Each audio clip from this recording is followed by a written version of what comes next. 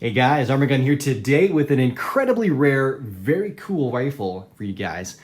This guy right here, the DSR Precision DSR-1. So super stoked to have that thing here. That is, well, it's a compact bolt-action sniper rifle. It's a multi-caliber, so you can swap out the calibers to fire different rounds. It's made in Germany, and it's designed specifically for law enforcement and military to be, well, what I said it was, a compact bolt-action sniper rifle. And it's in use today by some super elite units, such as Germany's GSG-9. Pretty rad stuff.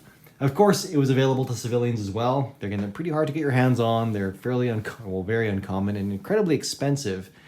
And so I'm pretty lucky to have this one here today, loaned to me by Armtac. Super grateful for that dude. Check out his YouTube channel, Hippo939. He's got some shooting videos of this thing.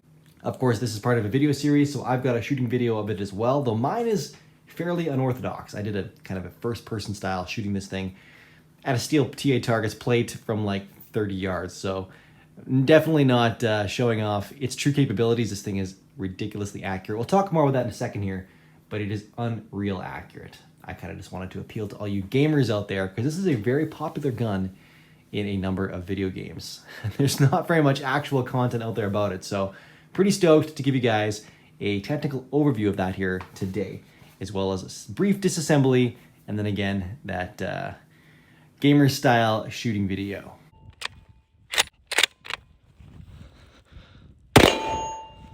Guys, today we're gonna cover the controls, the features, the specs, the other variants of this gun, because there are a couple different versions of it, and then just a brief amount of history. You know what, let's get the history out of the way right now. This thing was developed in the late 90s and produced from 2000 to now by Ingolf Reuter, assuming I'm pronouncing that right. But solid dude.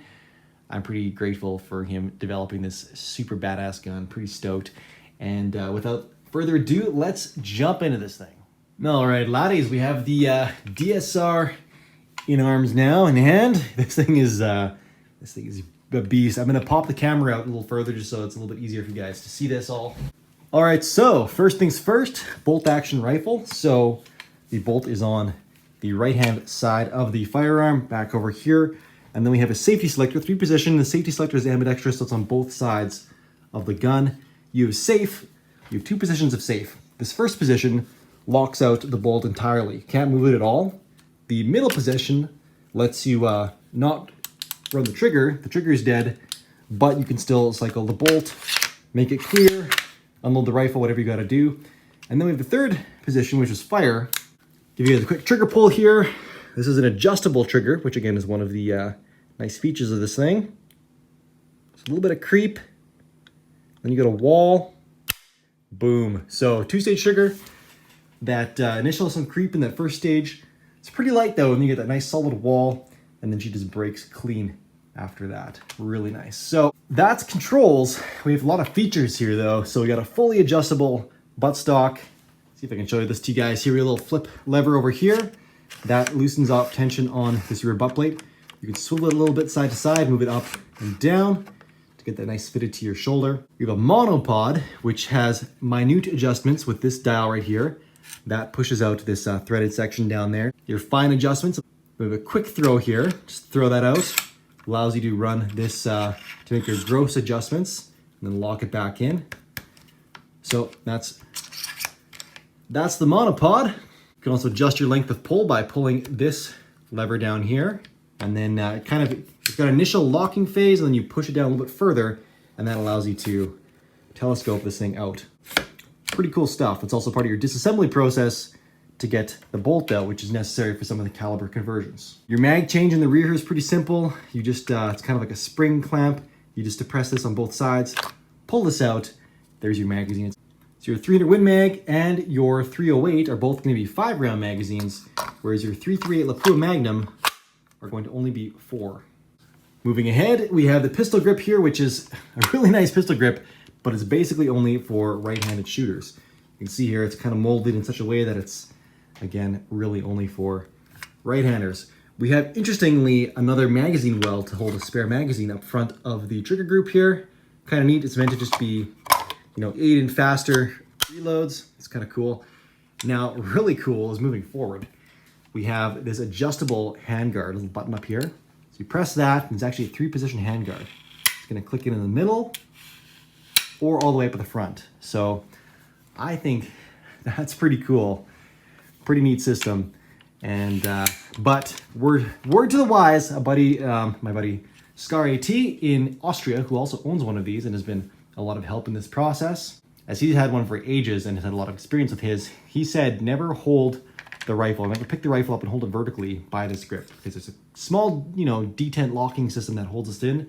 Hold it like this, it can just break the latch, won't break the gun, but it can lose its spot and just slam forward, and you could drop the gun. So quick little word to the wise there. We have a bipod system that actually mounts to the top of the full-length 1913 rail. Actually, I shouldn't say full length, there's a little break right here, but you definitely have room for your optic in the rear, and then night vision, whatever else, thermal, whatever your clip-on device is up front. These things you just simply pull down.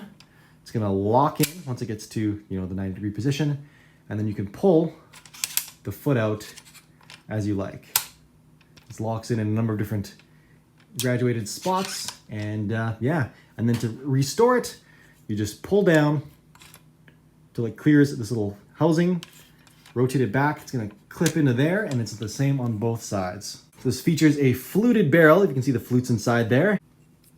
Kind of tricky to see, but they are in there in this kind of shroud around the barrel. And then it has an incredibly aggressive muzzle brake, and this thing tames the recoil really, really well. You've also got a QD system on here, so you can throw a suppressor on here or a silencer, and it's a QD system, pretty slick. Don't have one of those, unfortunately, but nonetheless, pretty cool stuff. And then just for comparison's sake, we have some cartridges here. We have the 5.56, that one's just for basically irrelevant. Most people are familiar with the 5.56, so just as a general baseline, that's your AR-15 is chambered in and a bunch of other common firearms. Then we have the 308 or 7.62 NATO, 300 Win Mag, and 338 Lapua Magnum. So again, the first one is just for reference. The latter three are all versions of what you can have the DSR chambered in. Most of the time that just requires a bolt, magazine, and barrel change. In some cases, not even all three. And that lets you rock these different calibers, which are pretty cool. So again, the one I'm using here is the 300 Win Mag.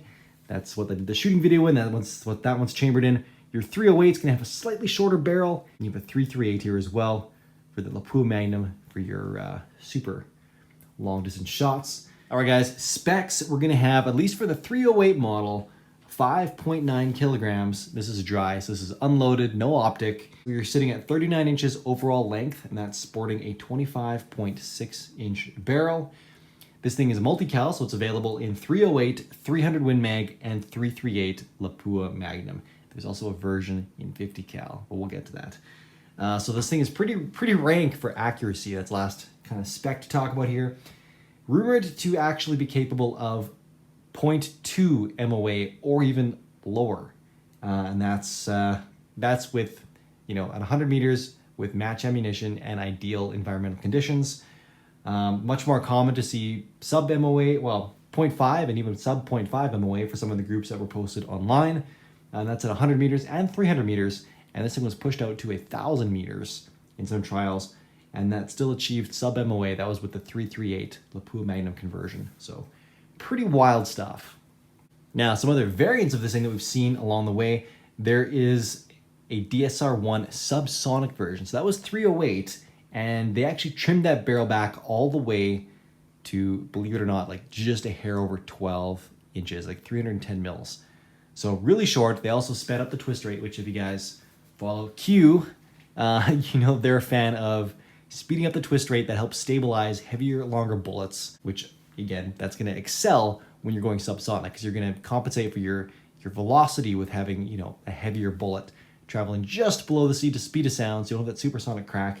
That way you can pair it with a suppressor, which the DSR subsonic had. Very cool. Would love to have one. Then you also had the DSR-2, otherwise known as the DSR-50, and that was the 50 cal unit, which is just ridiculously cool. That thing had a huge detachable muzzle brake on the end of it. Wild. It's so cool. And it also had an internally hydraulic dampening system built into the stock as well to kind of take a little bit of the sting out of that 50 cal round. Unreal. It was just over 4 feet long without the muzzle brake. Was another like 6 inches longer with the muzzle brake on or something like that. And had over 31.9 inch barrel, I think, which is really long even for a 50 cal. Like you see a lot of the big KDEXs and things like that nowadays. I think they top out at like 29 inches or so. So pretty wild. Again, it was a Bullpup design. So it's basically a scaled up DSR-1. Just really cool stuff. I would absolutely love to get my hands on one of those someday. I know there's a few floating around Canada. I want one. So despite that nasty 50 cal ban, some businesses I'm working with are still able to acquire them. So it would be for business use only, but it would be pretty cool to get my hands on one of those for a video series. Just saying. Anyways, guys, we're going to leave it there for tonight. Thanks a ton. If you guys like my content, I got 5 things for you.